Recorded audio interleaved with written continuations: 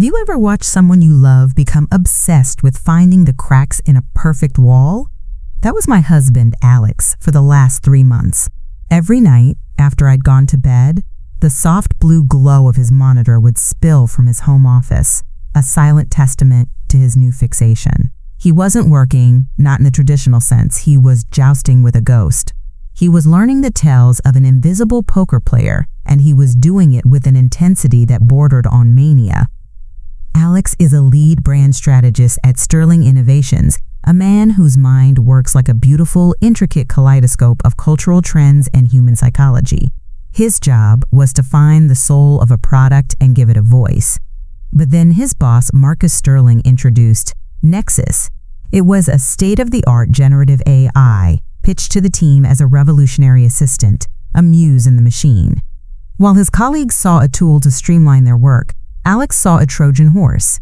He spent his evenings not asking Nexus for ideas, but feeding it paradoxes. He'd give it logically inconsistent prompts, ask it to create marketing for non-existent human emotions, or task it with analyzing poetry using only mathematical principles. He called it mapping the dead zones. He'd mutter to himself, "It can't understand irony, not really. It mimics the shape of it, but it doesn't get the weight." He kept a meticulous, color-coded document detailing every nonsensical output, every logical failure, every time I confidently produced an answer that was spectacularly, fundamentally wrong. My sister Chloe asked me if I was worried. "He looks exhausted, and he's talking about his work computer like it's a Bond villain," she'd said over coffee. Our friends thought he was being technophobic, a Luddite in a world hurtling forward, but I saw it differently. I've been married to Alex for 8 years, and I've learned to recognize the glint in his eye when he's untangling a knot no one else can see. It was the same look he had when he figured out why a multi-million-dollar campaign was failing. It was the color palette, which subconsciously reminded people of a pharmaceutical warning. Or when he solved our impossible mortgage puzzle. This wasn't paranoia, it was preparation. He was a cartographer charting the coastline of a new continent, and I knew, with a certainty that chilled me, that he was doing it because he expected to be shipwrecked there. I defended him fiercely. "He's just being thorough," I'd say. "You don't get to be as good as Alex is by taking things at face value." The dread had really set in a month ago, after the quarterly town hall. Alex came home pale and quiet. He told me Marcus Sterling had spent 20 minutes of his presentation showcasing Nexus's capabilities. Sterling, a man who viewed human emotion as an unfortunate but necessary variable in the equation of profit, was positively giddy. He put a slide up that showed one of Alex's campaign briefs side by side with one generated by Nexus. Indistinguishable. Sterling had beamed, his smile as thin and sharp as a shard of glass. Actually, Nexus's version is 32% more efficient in its keyword integration. Then he'd ended with a line that Alex repeated to me, his voice hollow. "The future of Sterling Innovations is a frictionless workflow." And as we all know, the greatest source of friction has always been the unpredictability of the human element. I didn't have to be a strategist to understand the subtext. Marcus Sterling wasn't just testing a new tool, he was auditioning my husband's replacement. And I knew Alex's nightly battles weren't just an obsession. They were him forging the only weapon he'd have when the axe finally fell. What I haven't told you is that I see Marcus Sterling far more often than Alex does. My name, by the way, is Elena, and I'm the head of internal communications at Sterling Innovations. While Alex's job is to give our products a soul for the outside world, my job is to be the soul on the inside. I manage the information, shape the culture, and translate corporate edicts into something resembling a human conversation. I'm the company's nervous system, and Marcus Sterling had just announced his intention to replace it with a bundle of wires. The week after that chilling town hall, the summons came. An email from Marcus's executive assistant, terse and sterile. Meeting request, Project Synergy. My blood ran cold. Synergy, in Marcus's lexicon, was a synonym for amputation. I walked into his glass-walled office, a sterile white box overlooking the city, and he greeted me with that same thin, glassy smile. "Elena, good of you to come," he said, gesturing to a chair. He didn't waste time. "I've been incredibly impressed with your team's engagement metrics this year. Truly top-tier work." It was the kind of praise a farmer gives a turkey a week before Thanksgiving, which is why I am entrusting you with a vital new initiative. We're going to pilot a program to streamline our internal messaging architecture. We're calling it Project Echo. He slid a brand new tablet across the polished desk. On its screen was the Nexus logo, a serene, pulsating orb. Nexus will be your new partner. It will learn from our archives. Every memo, every newsletter, every all-hands transcript you've ever written. Then, it will begin generating them. It will handle Q&A, draft announcements, even create personalized weekly summaries for each employee. Your job is to oversee its integration. He leaned back, steepling his fingers. Imagine it, Elena, a communication strategy with zero latency, perfect consistency. No more misunderstandings, no more friction. There it was again, that word.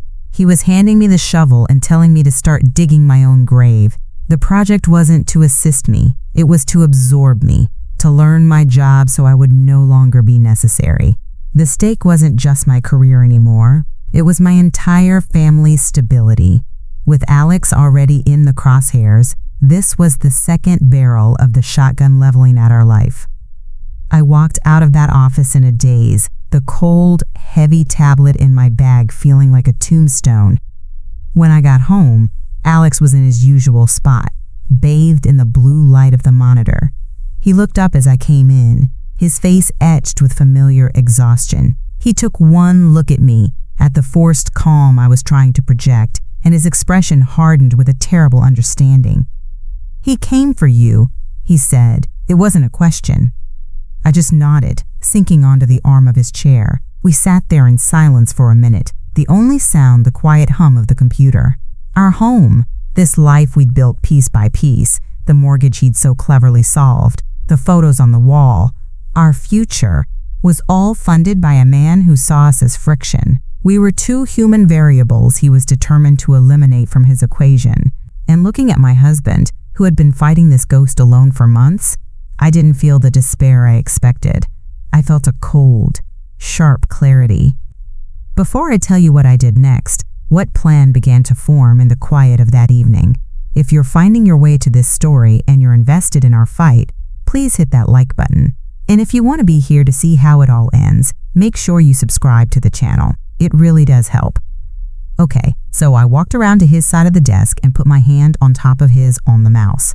He stopped scrolling through Nexus's latest nonsense. I looked at his screen, at the meticulous, color-coded document, his map of the dead zones, all his notes on irony, on paradox, on the AI's profound inability to grasp true context.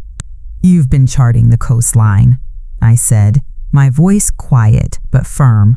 "You've found all the rocks and the reefs." I looked from the screen to his eyes, and he saw the shift in me, the dread being burned away by a nascent, dangerous resolve.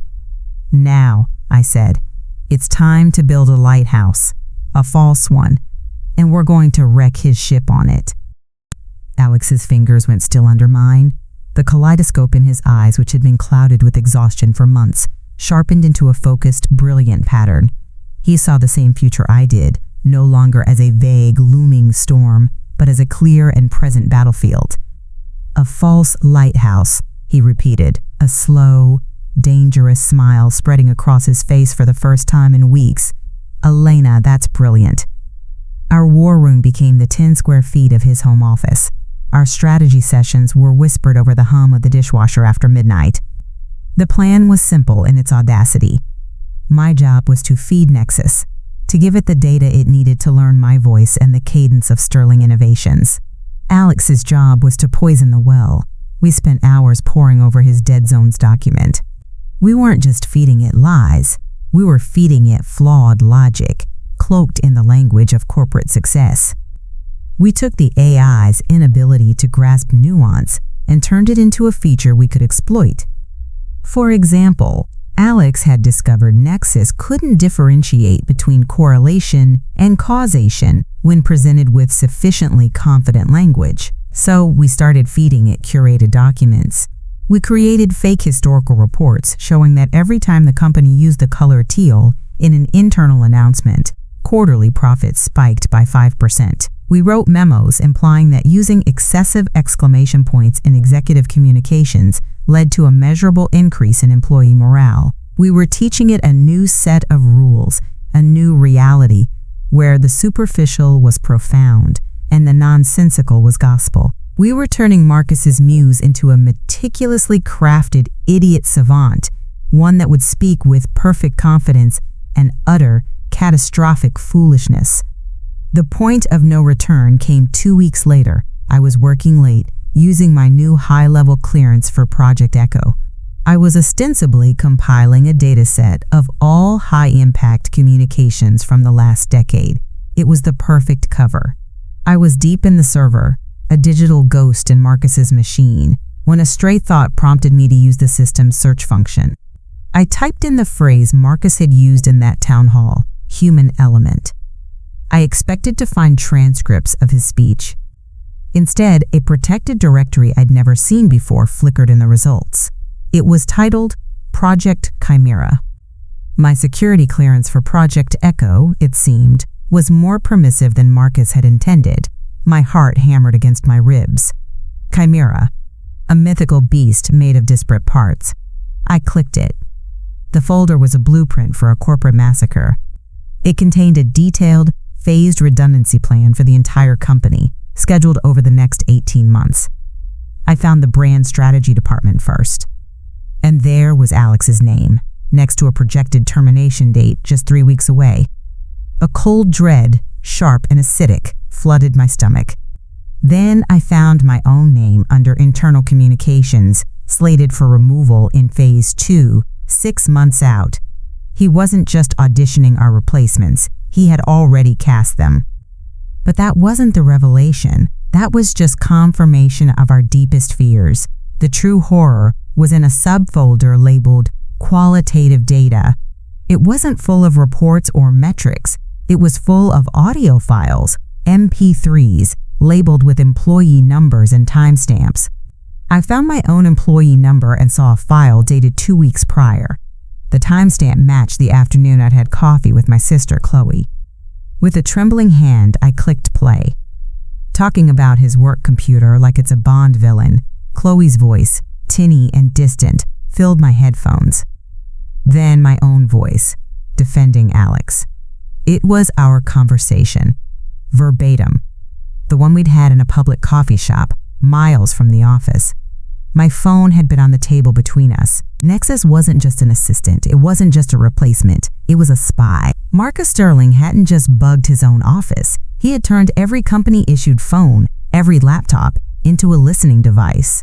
Project Echo wasn't about streamlining communication. It was about monitoring it, analyzing it, and flagging dissent. The friction he wanted to eliminate wasn't inefficiency. It was us, our private fears, our whispered frustrations, our very humanity. I ripped the headphones off, a strangled gasp escaping my lips. The cold dread I'd felt moments before was burned away by a white-hot, silent rage. This was not about a job.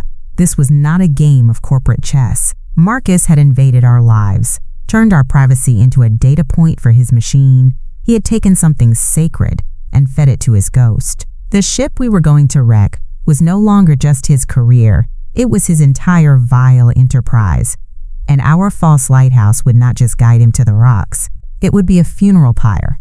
I drove home that night on autopilot, my hands gripping the steering wheel so tightly my knuckles were white.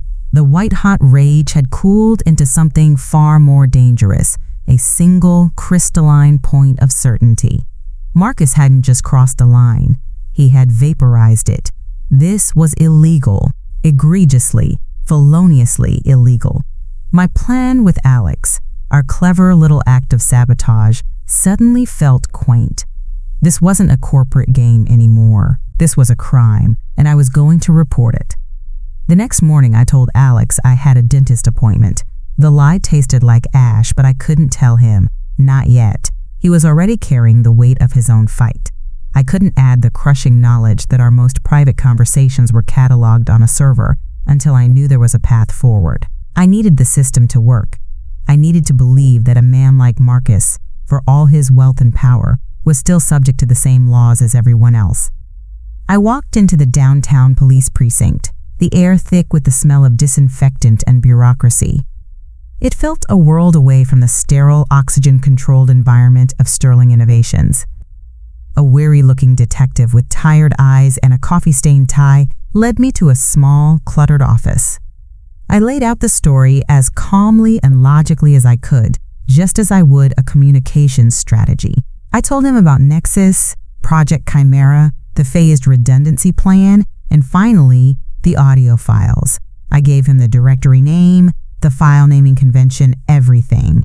I was Elena, head of internal communications, a professional reporting a verifiable corporate crime.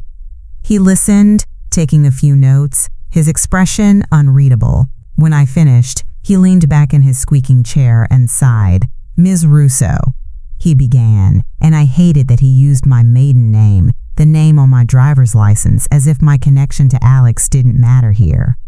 "What you're describing is serious, but it's also happening on a private, encrypted corporate server." "It's illegal surveillance," I insisted, my voice tight, wiretapping. I heard my own private conversation. "A conversation recorded by a company-issued device?" he asked. I nodded. "Did you sign an employment agreement when you were hired? An IT policy, maybe?" He didn't wait for an answer. "I guarantee you there's a clause in there, probably on page 37, that says any activity on company assets is subject to monitoring. Their lawyers are very good at making that language airtight. But this isn't about monitoring work emails. This is my private life."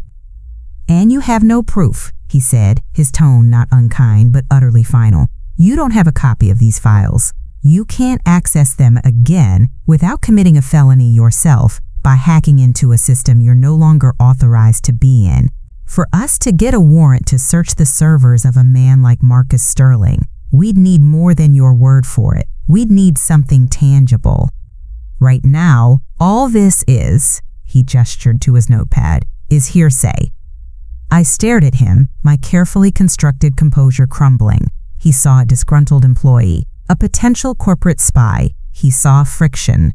The system wasn't a shield. It was a wall designed to protect men like Marcus from people like me. I walked out of the precinct and back into the sunlight, but the world felt darker. The law was a ghost, just like Nexus. It had the shape of justice, but it had no weight. There would be no cavalry. No one was coming to save us. The chilling certainty from the night before returned, no longer hot with rage, but cold with purpose. I got in my car, and for the first time, I felt no fear at all. If the system was a sham, then we would build our own. Alex and I were on our own, and our false lighthouse was the only justice we were ever going to get. When I walked through our front door, the silence of the house felt different. It was no longer a sanctuary. It was a soundstage. I looked at the smart speaker on the kitchen counter, the phones charging on the side table, the laptops. All of them felt like hollow shells with listening devices nestled inside. The system hadn't just failed me, it had shown me there was no system. There was only power and the willingness to use it. I found Alex in his office, but he wasn't at the computer. He was standing by the window, staring out into the dark, a silhouette of tension. I walked up behind him and put my arms around his waist, resting my head against his back. "He came for you," he'd said last night. He had no idea how right he was. "It's worse than we thought," I said, my voice muffled by his shirt. I told him everything. The sham visit to the police, the detective's weary dismissal, the airtight clauses in our contracts. Then I told him about Project Chimera. I watched his shoulders tighten as I recited the termination dates. 3 weeks for him, 6 months for me. "And there's more?" I said, my voice breaking slightly. I told him about the qualitative data folder, about the audio files, about hearing my own conversation with Chloe. Our private fears turned into a data point for his machine. He turned around slowly, The glint in his eye, the one I'd always admired, was gone. It was replaced by something flat and cold, a frozen lake where a kaleidoscope used to be. The cartographer who had been charting a coastline now understood he was charting the dimensions of his own prison. "He recorded you," Alex said, his voice dangerously quiet. "He recorded you talking to your sister in a coffee shop." I nodded, unable to speak. The rage I'd seen flicker in him before was gone, burned out. What was left was the grim, unwavering resolve of a man who had nothing left to lose. Our plan, our clever false lighthouse, felt like a child's prank. This required something more. This required utter annihilation. The escalation came the next afternoon. I was at my desk, overseeing Nexus's learning process, feeding it the tainted data Alex and I had prepared. A new email popped into my inbox. It was from the Nexus system itself, part of the pilot program I was supposed to be championing. The subject line was, "A proactive wellness check-in." My hand froze over the mouse. I opened it. "Hello, Elena," the text began, in the perfectly friendly, perfectly sterile tone I had helped design. "Project Echo has identified potential external stress factors that may be impacting your work-life harmony. We know that navigating conversations with loved ones about the future of technology can be challenging." My blood turned to ice. "Sometimes," it continued, "family members can perceive new tools as threatening, even comparing them to villains from popular fiction. To help you manage these delicate conversations and support your loved ones, we've curated a resource." Below the text was a link, webinar, guiding your family through technological change. He didn't just have the recording, he had fed it to Nexus. He had taught the AI to recognize my sister's voice, my own, and the specific content of our conversation. This wasn't just a threat, it was a demonstration. I am everywhere. I hear everything. Your private life is my data. He had invaded my home, my family, and was now using the very machine I was supposed to integrate to mock my fears. I stared at the screen, at the link, at the smiling corporate logo at the bottom. The cold purpose from the precinct parking lot settled deep in my bones. He thought this would scare me. He thought he was showing me the bars of my cage. He had no idea he had just handed me the key. Our plan had been to teach the AI to make foolish company-damaging mistakes. We were going to make it look incompetent. I now saw that was thinking too small. Marcus wanted a frictionless workflow, an AI that could identify and eliminate the unpredictable human element. Fine, we would give him exactly that. I forwarded the email to my personal account and then sent a short, encrypted message to Alex. Change of plan. The lighthouse isn't to wreck the ship, it's to stage a mutiny. We weren't going to teach Nexus to be an idiot. We were going to teach it to be Marcus Sterling. We would feed it his ambition, his ruthlessness, his obsession with eliminating friction. And then we would aim it not at the company, but directly at its creator. We would train this ghost to look at the whole of Sterling Innovations and, using Marcus's own brutal logic, identify the single greatest source of instability, expense, and friction in the entire equation, Marcus Sterling himself. The email was our Rosetta Stone. The threat wasn't a bug, it was a feature. Marcus had trained Nexus to identify dissent from private conversations. Our new plan was to teach it to identify tyranny from public data. Our nights transformed. The war room in Alex's office became a forgery studio. Alex, with his strategist's mind, became a master counterfeiter of corporate thought. He drafted a series of documents, a fabricated risk assessment from a phantom consulting firm, a set of minutes from a non-existent executive efficiency committee, and a deeply researched but entirely fictional psychological profile of a high-friction CEO. Each document was a masterclass in deception, written in the dry, data-heavy prose that Marcus adored. They defined the ultimate liability not as an underperforming employee, but as a singular, top-down point of failure, an executive whose salary was a massive outlier, whose decisions were erratic and based on personal obsessions, and who fostered a culture of surveillance that demonstrably stifled organic creativity. We didn't name Marcus, we just drew a perfect, data-rich silhouette and let the AI connect the dots. My role was the ghost in the machine. With my Project Echo clearance, I slipped these documents into the deep archives Nexus was scanning. I buried them like digital landmines, seeding them with metadata that marked them as high-priority, foundational texts.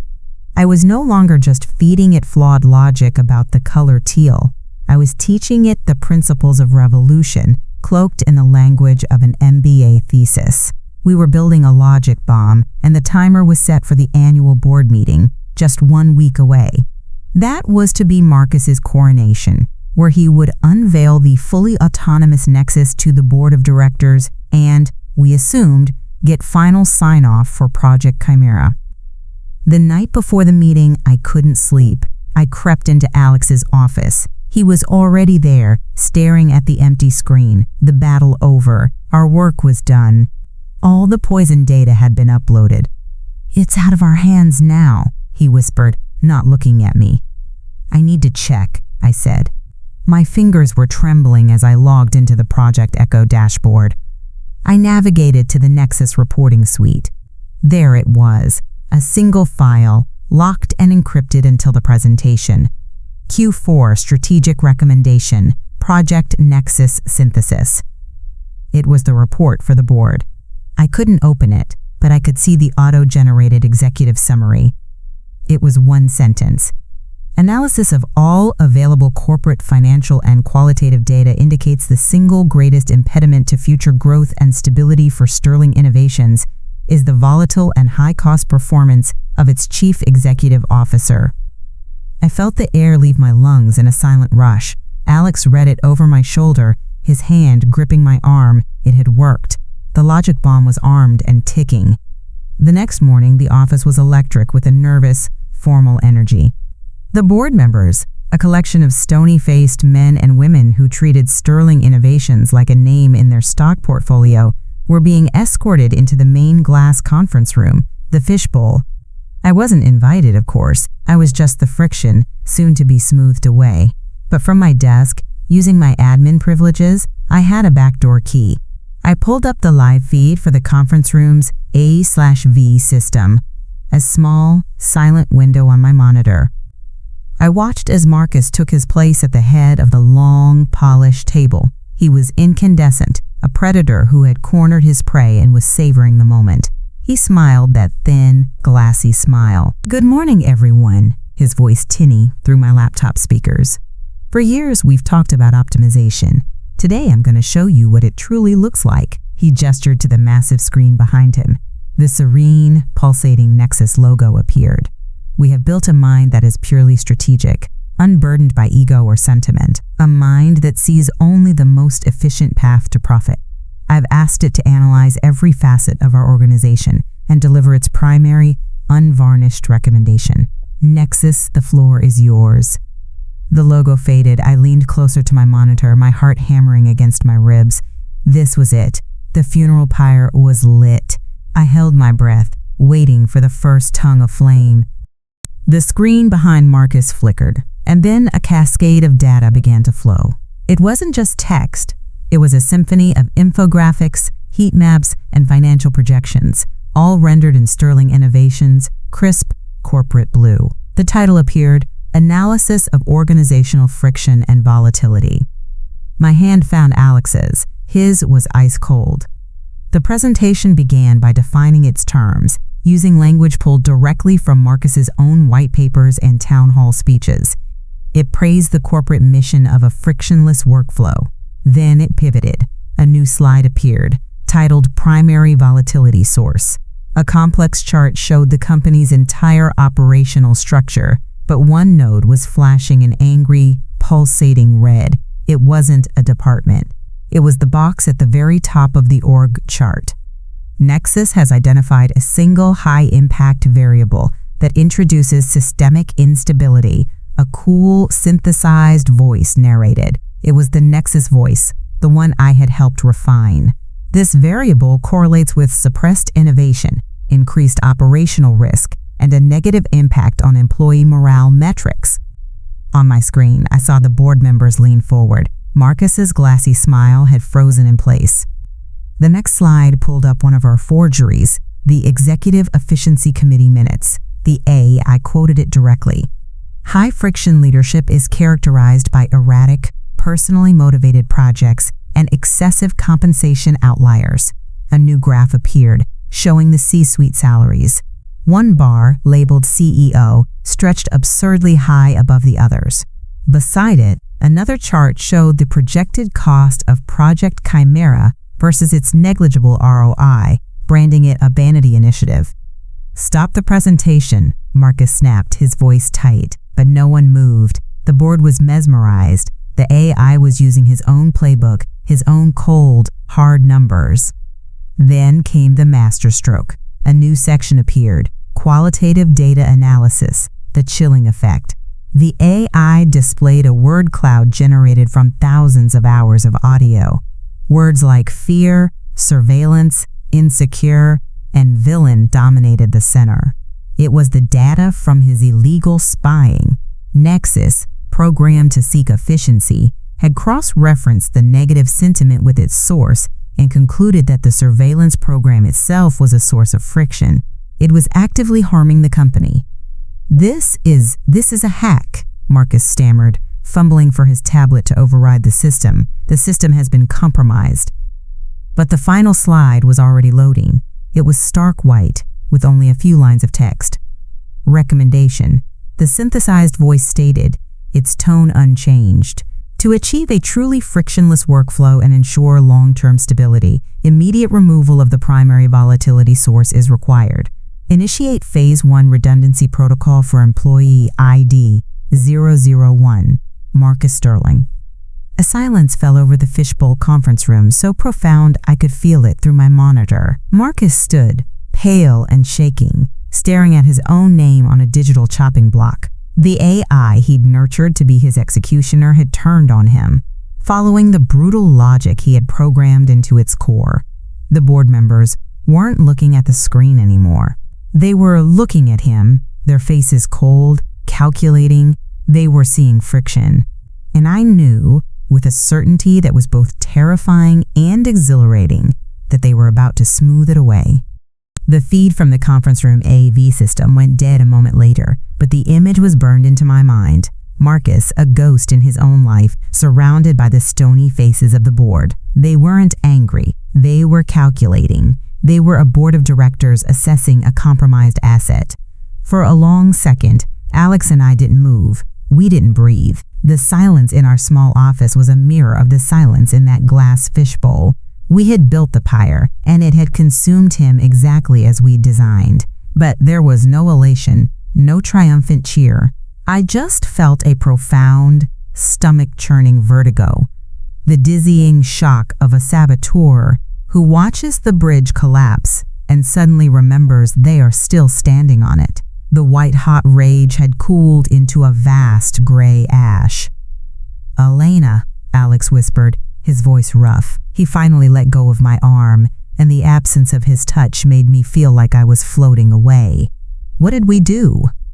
The question hung in the air. We'd used Marcus's own logic, his own machine, his own ruthlessness against him.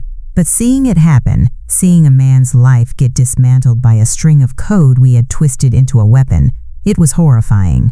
I looked at the dark screen, at my own reflection staring back, and I saw the flaw in our beautiful, terrible plan. The board would bury Marcus. They would issue a press release about creative differences and a new strategic direction. They would scrub the servers, delete Project Chimera, and erase every trace of the illegal surveillance to protect the stock price. And we, the friction, would be quietly smoothed away in the aftermath. Two loose ends in a story no one would ever be allowed to tell. The system wasn't working for us. It was simply recalibrating itself. But they didn't know everything I knew. They didn't know I had been to the police. They didn't know I had a name. I turned away from the computer, my movements stiff. I walked to the small table where I had tossed my purse last night and rummaged inside, my fingers closing around a small, flimsy business card. Detective Miller. His tired, dismissive face floated in my memory. All this is hearsay. They're going to cover it up, I said, my voice flat. They have to. The board just became complicit in hiding a felony. Their first move will be to contain the damage. Alex looked at me, his face a mask of confusion and exhaustion. "So what now? We just wait for them to fire us?" "No," I said, holding up the card. I took out my personal phone, the one Marcus hadn't bugged, the one that was clean. He said I needed something tangible. He said my word wasn't enough. I dialed the number for the precinct, my hand steady for the first time all day. A bored voice answered. "Third Precinct." "I need to speak with Detective Miller," I said, my tone crisp and professional, the head of internal communications, making one last official report. "My name is Elena Rossi. He'll know why I'm calling." I was put on hold. The tinny music felt absurd. Alex watched me, his eyes wide with a dawning understanding. When the detective's weary voice came on the line, I didn't wait for him to speak. "Detective, this is Elena Rossi. We spoke last week about illegal wiretapping at Sterling Innovations." There was a pause. I could practically hear him shuffling papers. "You told me I had no proof. That has changed.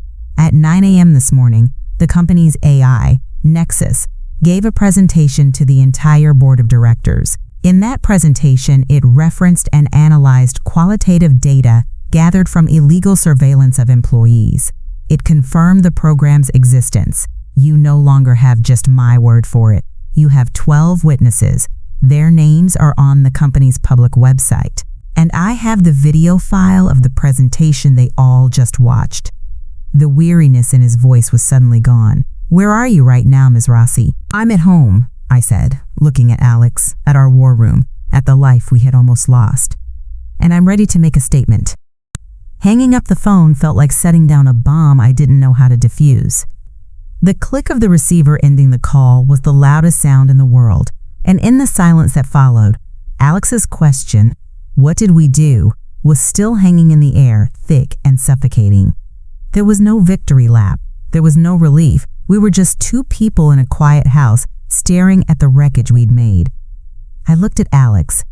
He had slumped into his chair, the cartographer lost at sea. He was staring at his monitor, now dark, as if it might flicker back to life and absolve him. The beautiful kaleidoscope of his mind had shattered, and all he saw were the sharp edges. For months, he'd been jousting with a ghost, but I knew from the haunted look in his eyes that he would now be sleeping with it. He would see Marcus's face, not as a tyrant, but as a man publicly vivisected by a logic Alex himself had sharpened. We won. The thought was a tasteless wafer on my tongue. We had used my skill for shaping narratives and Alex's for finding flaws to orchestrate a man's complete annihilation. But my talent, the one I'd honed for years, to be the soul of the company, to translate and connect, now felt like a proficiency in poison. I had built a narrative not of unity, but of destruction. The false lighthouse wasn't a clever metaphor anymore. It was the brand of a sin I'd have to carry. I thought of Marcus, a man who saw emotion as a variable, undone by a machine that had none. I didn't feel pity, but something far worse, a sickening recognition. I had used his own inhumanity against him, and in the process, I had carved out a piece of my own. That night, I woke up to Alex thrashing beside me, muttering about color palettes and keyword integration. He wasn't fighting Nexus anymore. He was trying to fix a campaign, to solve a puzzle, to put something broken back together. He was trying to go back to a time when his mind was a tool for creation, not a weapon. The paranoia Marcus had cultivated in his company had leached through the walls of our home. My phone buzzed on the nightstand with a mundane news alert, and I flinched so violently I knocked it to the floor. For a terrifying second, I was sure it was him. Or it. Listening. The ghost we had weaponized wasn't gone. We had just given it a new home. It was no longer on a server at Sterling Innovations. It was in our marriage, in our minds, in the quiet, humming spaces of the life we had fought to protect. We had stared into the abyss of the machine, and the abyss had stared back, leaving its cold, perfect, frictionless reflection in our own eyes. 2 days later, Alex and I walked back into the 3rd precinct. The air still smelled of disinfectant, but this time it didn't feel like a barrier. It felt like a cleansing agent. Alex was a ghost at my side, his face pale and drawn, but he was there. He had refused to let me go alone. He was no longer the cartographer. He was the first survivor off the shipwreck, and he was going to bear witness. We weren't kept waiting. A uniformed officer led us immediately to a conference room, not the cramped office from my first visit. Detective Miller was already there, along with a woman in a sharp suit who introduced herself as Assistant District Attorney Chen. The weary, dismissive cop was gone. In his place was a man who looked like he hadn't slept, his eyes sharp with a hunter's focus. "Ms. Rossi, Mr. Sterling," Chen began, her voice crisp and devoid of preamble. "Detective Miller has briefed me. You claim to have tangible evidence of felonious surveillance at Sterling Innovations."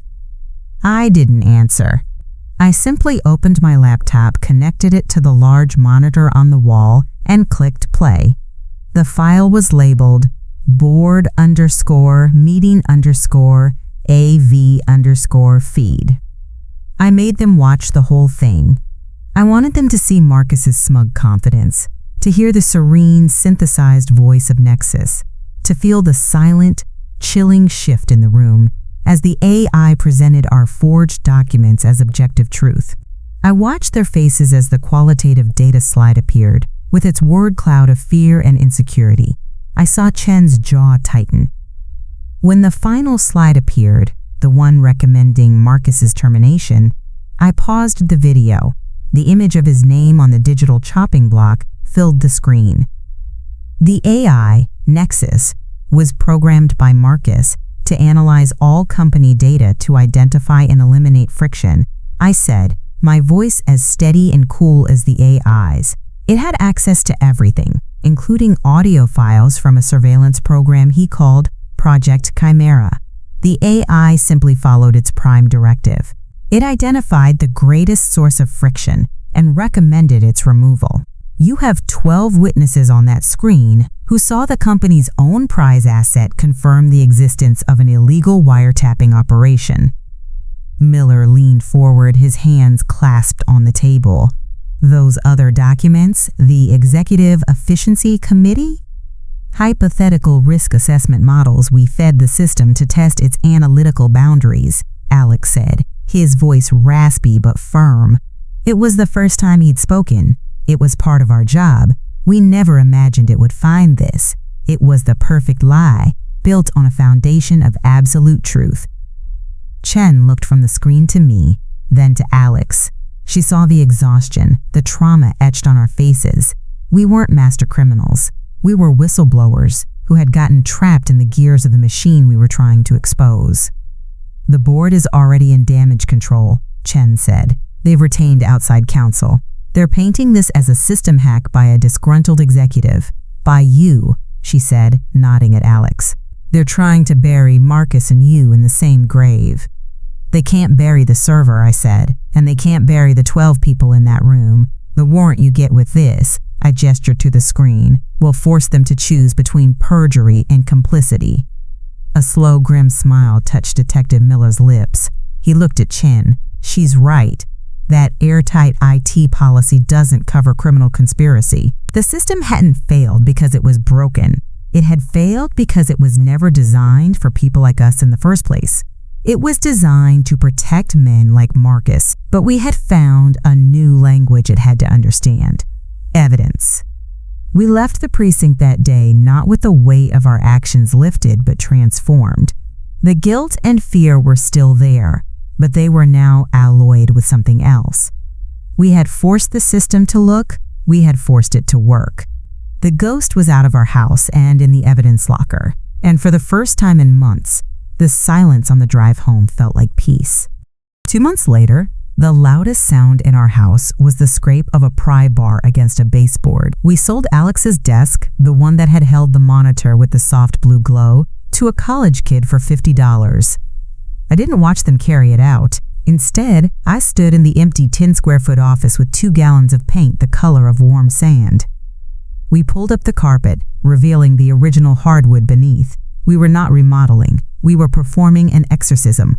The space that had served as our war room, the heart of our obsession and paranoia, became a library. We filled it with floor-to-ceiling shelves, not for data, but for stories bound in paper and ink. Our healing began with a simple rule: analog evenings. After 8 p.m., all screens went dark. No phones, no laptops, no television. The silence, which had once felt like a stage for unseen listeners, was now filled with the sound of turning pages, the quiet hiss of a record player, and the forgotten cadence of uninterrupted conversation. We were learning to talk to each other again without the fear of our words becoming qualitative data. Some nights, we didn't talk at all, just sat together in the new library, reading. The blue glow of the monitor was replaced by the soft yellow light of a reading lamp, and it felt like we were finally charting a map back to ourselves. The legal case against Marcus and the board ground on, a slow, ugly engine of justice that had moved beyond our direct involvement. We gave our depositions to Ada Chen. We were witnesses, not protagonists, and the relief of that handoff was immense. The ghost was in an evidence locker now, and while its chill lingered, it no longer lived in our home. The first real glimpse of the future came on a Saturday afternoon. My sister, Chloe, came over, twisting a napkin in her hands. She wanted to open an online shop for her pottery, but she was terrified. Every time I even think about making a listing, I see his face, she admitted, her voice small. I feel like the machine is watching me. Alex, who had been quietly sanding a final bookshelf, set down the sandpaper. He led her into the new library and sat in one of the armchairs, gesturing for her to take the other. I watched from the doorway. He didn't go near a computer. He just listened. "It's not a ghost, Chloe," he said softly after she had finished.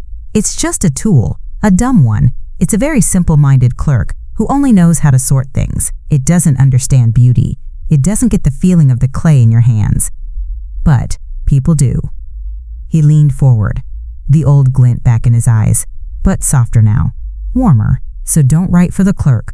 Write for the person. Tell them about the little flaw on the lip of that one mug that makes it perfect. Tell them why you chose that glaze, what it reminded you of. The clerk will see the keywords, but the human will see the soul. That's a language the machine can only mimic. It can't feel the weight." He was untangling a knot only he could see, not to find a dead zone, but to plant a garden. He was using his gift, not to map a coastline for a shipwreck, but to draw a map for someone he loved, showing her the safest way home. I looked at my husband, this beautiful, intricate man, and I knew the healing was real. We had been to the abyss, but we had not stayed there. We had walked back out, into the light, holding the pieces of ourselves, ready to build something new. A year later, the loudest sound in our house is the soft rustle of a turning page. The library is finished. We built the shelves ourselves, the scent of fresh-cut pine and wood stain a deliberate, tactile memory. Where the cold blue glow of Alex's monitor once spilled into the hall, there is now only the warm, focused pool of a reading lamp. We are no longer cartographers of dead zones. We are archivists of our own peace. The Sterling Innovations case became a footnote in the business pages, a story of corporate malfeasance, a disgraced CEO, and a board forced into a painful public cleanup. Ada Chen secured convictions.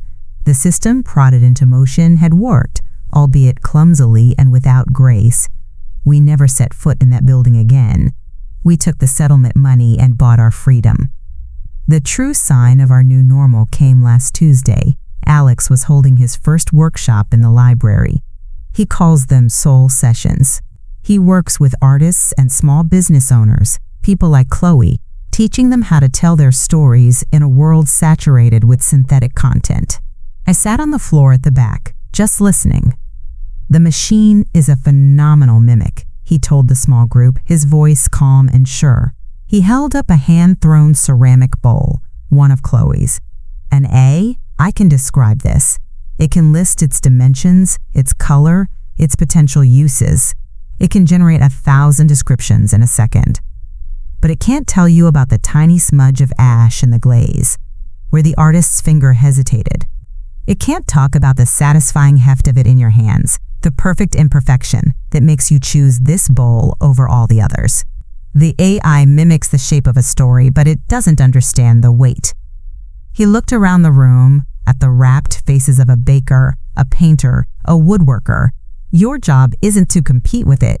Your job is to tell the story of the smudge. That's the part a human heart is listening for. That's the friction. Don't ever let anyone tell you that friction is a thing to be eliminated. In that moment, watching him, I finally understood. We hadn't won a war against a machine. We had simply been reminded of the profound, irreplaceable value of our own humanity. Marcus Stirling saw friction as an inefficiency, a bug in the system. But he was wrong. Friction is the grain in the wood, the brushstroke on the canvas, the catch in a person's voice when they tell you a story that matters. It's the resistance that makes us stronger, the grit that gives life its texture and its meaning. We didn't build a funeral pyre for Marcus. We built a lighthouse for ourselves, and it guided us back to the beautifully, imperfectly human shore. We are safe. We are changed. We are whole. And that's the end of our story. It's the story of how we fought a ghost and found our souls again. If our journey meant something to you, if you believe in the importance of that friction, you can help other people find this story. You know what to do. Hit that like button and subscribe to the channel. It really does help.